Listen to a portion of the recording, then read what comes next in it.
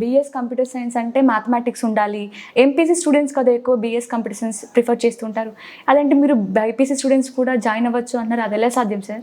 మనకు computer science చదవాలి అంటే మ్యాథమెటిక్స్ నాలెడ్జ్ ఉండాలనేది ఒక థంబ్ రూల్ అయిపోయింది.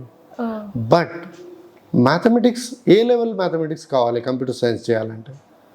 ఇంజనీరింగ్లో ఫంక్షనల్ మ్యాథమెటిక్స్ అవసరం ఉంటుందండి, బట్ కంప్యూటర్ సైన్స్ కావాల్సింది logical mathematics. So logical mathematics మనం 10th వరకు అందరం చదువుతాం.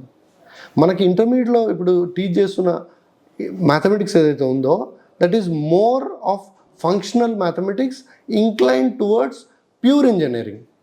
So pure engineering courses like civil, mechanical, electrical, electronics, దానికి సంబంధించింది ఇంటర్మీడియట్ మ్యాథమెటిక్స్లో ఉంటుంది.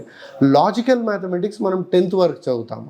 So even a BiPC student is eligible to take BS computer science course.